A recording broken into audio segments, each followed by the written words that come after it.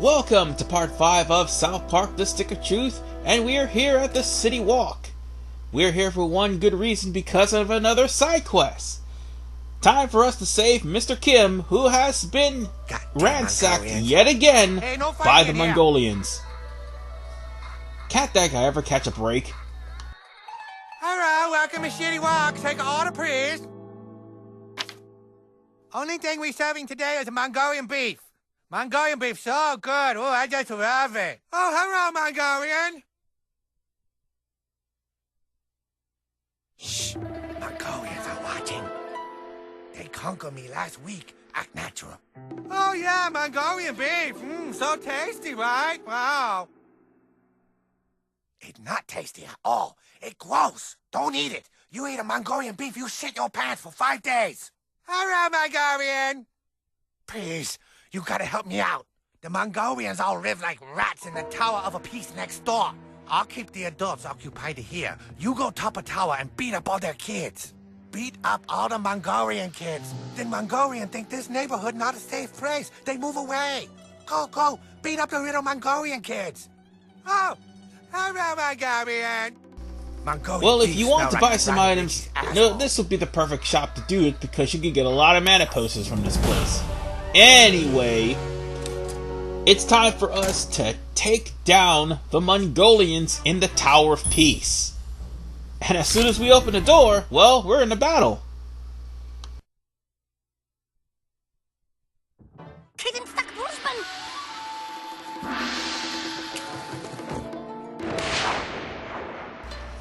And now we have to deal with the Mongolian hordes. Yeah, here's the thing about the Mongolians. The archers, they're weak to lightning. Everyone else is weak to fire. Oddly enough, I do believe one particular battle with the Mongolians will actually give you a Mongolian bow, a Mongolian bow, sorry, not a bowl. Why did I say bowl? But it'll give you a Mongolian bow, which is fire embedded on it. All you need to do is just slap another strap on, and it'll be completely powerful. There are some really powerful ranged weapons in the game, aside from the guard darts we're using now. They have the Mongolian bowl, and later on the super bouncy ball of death. Oh god, once you get the super bouncy ball, you pretty much won the game. Because that thing does ridiculous damage. There is just more than one way to break this game. And as I said before, the archers are weak to lightning. And having Butters in your party will make this go by real fast. And stacking bleeding will make things go by even faster, as well as stacking burning.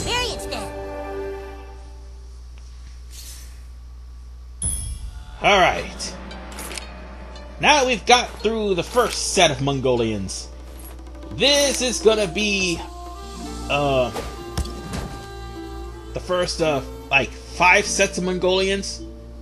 Now then, for the next set, you're gonna have to ring the gong, and that's how you're gonna get to that treasure chest that's right over there. So, pass me, ring the gong. Come on.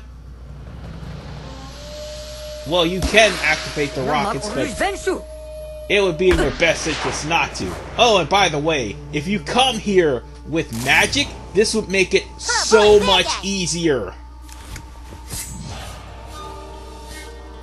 Now then, let's get the fire going. Since that guy is stunned. And now on fire. Let's see.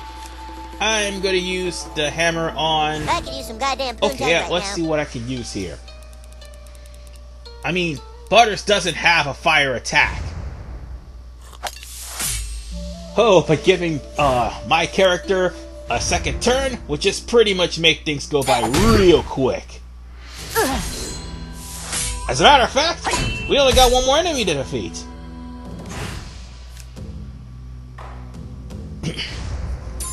But I kinda would've wanted to do this before I got the, oh damn, why did I do that? I just jumped the gun, didn't I? Yep, I did. There we go. That's what we want to do. But I kind of would have wanted to have the ability to use farts, because again, any enemies with fire on them, magic attacks would actually do more damage to them. And we just got the Mongolian bow, which means game over for this entire tower, because they are going to be wrecked like there's no tomorrow. Oh, Christ, we have to get another batch of Mongolians, don't we? Yeah, let's go on ahead and equip the Mongolian bow, and we're gonna take the lightning off of the, bar darts, and we're gonna put it on the Mongolian bow. Come on, or just keep the Mongolian bow the way it is, I guess. Oh, by the way, the MSG tanks, do not shoot them. They'll explode, and you will take damage. And there's how you get a Chin Pokemon. You can always come back up here to get it. That is not a, Oh, the key was right over there, that's why.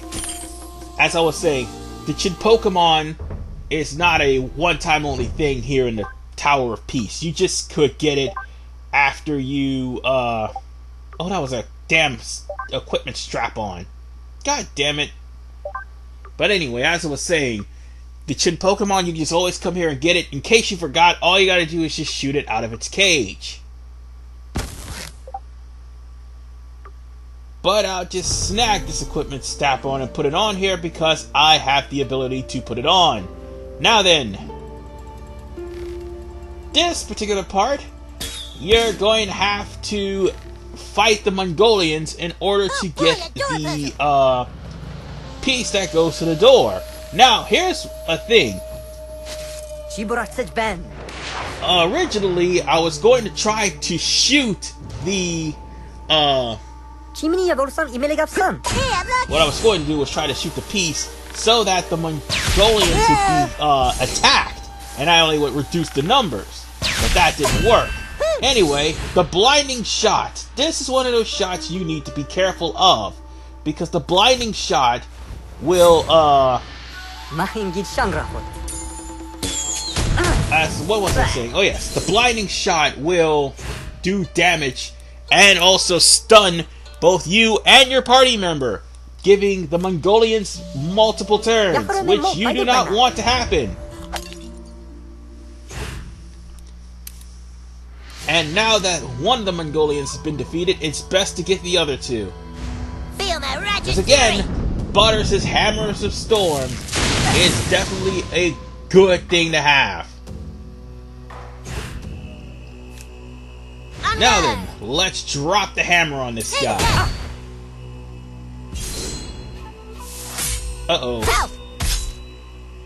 The thing about the Mongolian Horde, though, they are pretty strong as far as attacks go. And if they get buffs, well, how should I put this? You'll be seeing your HP bar dwindle after a couple of combos if you don't block them like you just saw Butters. And if that's not enough, just taking on these kids, soon we'll be getting to the boss. Now then, all you need to do is put that part onto the door and shoot the eyes of the dragon. You have a time limit in order for you to shoot both eyes. If you don't shoot both eyes in time, the dragon will close the door. But once you shoot both eyes, now it's time for us to go to the boss itself, which happens to be the Mongolian Horde. Hey, don't let this intimidate you. The Mongolian Horde is one particular boss. Or, I mean, should I say, one entire boss in general. And because this is a boss, you can't use Jesus. However, they will get hit with fire all the same. And just like that, the Mongolian Hordes just pretty much lost this battle. Not to mention the fact that I just got finished using a super speed potion. Now all I need to do is fry these bastards, and that's the end of the Mongolian horde. But there is one thing that can be said about them. First, the Mongolian horde has, the Mongolian barbecue, which they will fire arrows at the opponent. And also they have the sweet and sour surprise, which, if they land it on you, it'll gross you out. And not to mention they'll attack, and it'll attack both members of the party. One thing is perfectly clear. The Mongolians have been defeated, and now it's time for us to leave the Tower of Peace. Or so one would think. However, the Mongolian kids have the Stormtrooper minion mentality, where... Oh, by the way, I'm going to give I think I'm going to give Backstab another level. I need to do that. But as I was saying, the Mongolian kids will have the Stormtrooper mentality that even though the place is about to explode, or the boss lost, they're still coming after me. So, we're just gonna have to take these Mongolian kids down.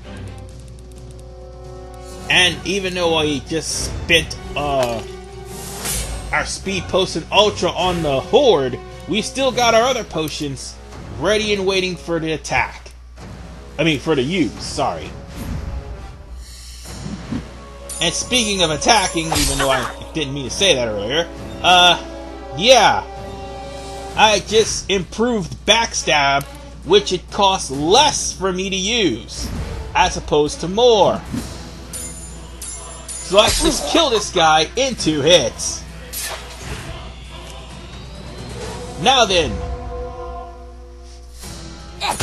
I could still use Thunder for the Mongolian archer, but that's it.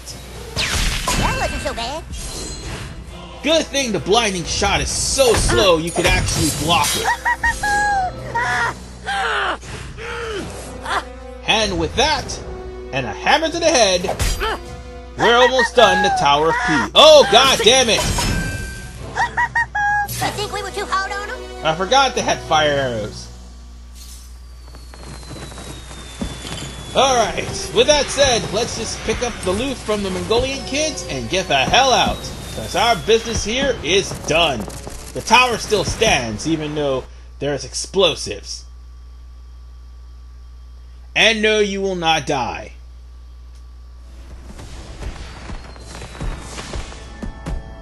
So now that the Mongolians are gone, now we can talk to Mr. Kim, and the city walk is finally free to sell regular Chinese food. There you go, kid. All the shitty chicken you can carry. You do good work. I'll help you fuck up Mongolians anytime you want. Not bosses, though. They too tough.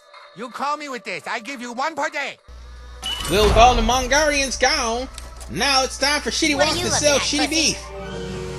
Notice though, instead of saying city, he says it in a way where it sounds like an SH instead of a C.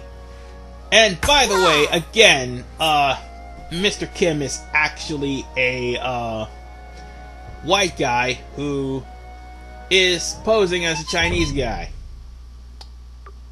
However, he still got invaded by the Mongolians, and he still got conquered. This is like the 2nd time he got conquered. Almost forgot. This particular game is after the Black Friday episode of South Park that aired in 2014. I saw that episode and it was rather hilarious. Now then, back to the game at hand. We still have one more hobo camp on the surface of South Park before we are done with it in day 1. We can only get like 3 of them in day 1. The remaining 4 are in day 7. I mean day 2. God damn it. What I meant to say was the remaining 4 are in day 2. And there are 7 hobo camps. Not 5. I made a mistake. Sorry. That's a professor of astrophysics. That's a professor of neurobiology. And speaking of which, more hobos. This time, they will not be coming out with, what do they normally come out with? Oh yeah, normally these guys would come out with 2 other hobos, like what you see here. But The difference is they're not going to be coming out with rats, like in the used storage truck, or later on in the game. But 3 hobos are just as dangerous. Especially the one guy with the pipe. Well, both of them had pipes. But I will say this.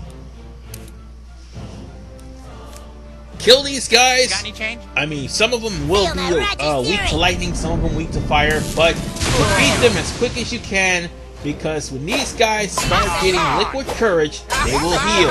When these guys use curb stomp, you have to time your button presses correctly to block it, otherwise you'll be taking massive damage. I've already stated that, but what I haven't stated was the fact that I hope it didn't hurt you too bad. I do believe one of these hobos, I'm not sure which one of these hobos will actually have a move that does gross out. I'm not sure what it was or which hobo did it. I think it was one of the later ones. Yeah, it's one of the later ones.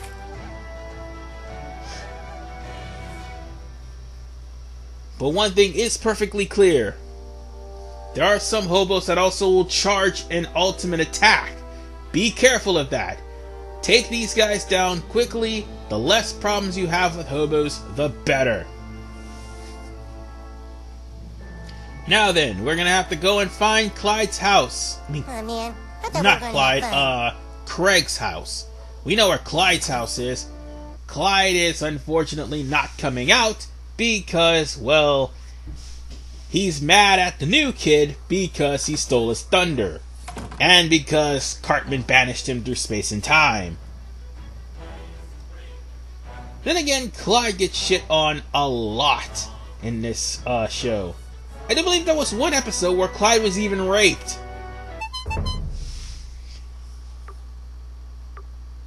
And unfortunately, for me, when I thought that I had a fast travel over by Craig's house, I forgot that I didn't go over to Craig's house yet. It's way over there, and it's right in front of Kevin Stooley's house. Oh, and don't forget to talk to this girl right here if you have more than 25 friends. Ruby will friend you on Facebook. Now then, this particular house is going to be for later. Meanwhile, as soon as I get out the garage, you're about to see something a little awkward.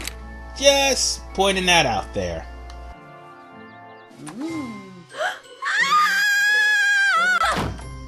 Yeah. Get used to seeing those types of houses, because I do believe there's 2 more like them. Faster if I friend you. Anyway, we're here by Clyde's house, speak of the devil. There is a treasure up there, not to mention a friend request. You get a free wish. And a toilet. Because the toilet was in commemoration of Clyde's mom. Are you new? Hey, that means you don't know anything about me, huh? That chest actually has the druid crown. It would be a good idea for you to put it on if you have the druid armor. Of course, Clyde's house is locked because, again, Clyde doesn't want anything to do with us. Ha, that's just me being a jerk. And now it's time for us to activate the last search for the warrior. And he's not very far, trust me. You looking for Craig? Well, he can't play. He's in detention. Something about flipping off the principal. Oh no, Craig's in jail. Well, gotta we go have tell to the go Grand to the Wizard. school and rescue Craig. And now we're over at Kevin Stooley's house, which we can go into Kevin's house, but I would wait for that until the next part. For now, I'm going to go on ahead and shoot this ladder here and see what's up here. Oh, right. There's something that we need a weapon for. Yeah, there's a treasure chest over there too. Not to mention, I do believe there's a friend request there too. No, wait, we might as well take care of Kevin now, cause we'll forget about it later. Anyway, we'll be robbing Kevin's house. Because we can. Oh, wait. Can't take that item. Crap. Alright. Let's see. Nothing here. Let's go and take whatever items that's in here out. Oh, we found another found another pair of underwear. So what exactly are the underpants I keep finding? Well, I'll tell you later. Human. While I would prefer to explore strange worlds with you, it is illogical to abandon the bridge until the captain returns. The captain is my mom. I can't go outside when she's not home. But the Federation has an urgent mission for you. A tricorder was left behind on the frozen planet of Hoth. Only it's not a tricorder, it's my dad's iPad 2. I need you to beam down to the Omicron sector and locate that device before it falls into Klingon hands. I think it fell out of my backpack near the church. And now we're gonna have to find Kevin's iPod, which, by the way, is right next to the church behind a tree. And Kevin is the only odd duck in this show that constantly dresses like a Vulcan every single day. I mean, he's a Trekkie, don't get me wrong, I like Star Trek, but he even does it even though everybody else is playing Dungeons and Dragons. And once we get Kevin's friend request, you'll see that Cartman will berate him for playing Mr. Spock during a rousing game of LARPing with wizards and elves. And there's the iPad right there. And now we're going to go on ahead and check to see if there's any more stuff behind this tree or behind the church. Because you never know, there may be some missable chests that even I don't know about. Can you keep a secret? Neither can I. Oh wait, you can't be friended. Never mind. That's the one thing that kind of irks me though about this. Random citizens are constantly walking up to you and you think you can friend them too on Facebook, but unfortunately you can't. So now let's go back to Kevin's house and we will get Kevin's iPod back to him. Oh, by the way, the bedroom key, you're not going to be able to get it. Well done. The galaxy is in your debt. Let it be known that I have been and will always be your friend on Facebook. You're not going to get Kevin Stewie's parents' bedroom key because it's in the post office and you need something else to unlock it. But because of the quest we just did, now we have the Missile of Slowing, which is a snowball. In South Park 64, that was one of the primary weapons you could use to take a whiz on the snowball and throw it at enemies, and it will do more damage. It was basically a secondary weapon. Well, no, the whizzing on the snowball and throwing at people was a secondary weapon. But other than that, we got the Missile of Slowing, and maybe I'll put it to good use, maybe not. But one thing is perfectly clear. We are going to go and start the operation of rescuing Craig in Part 6. This is RVman985. See you guys next time.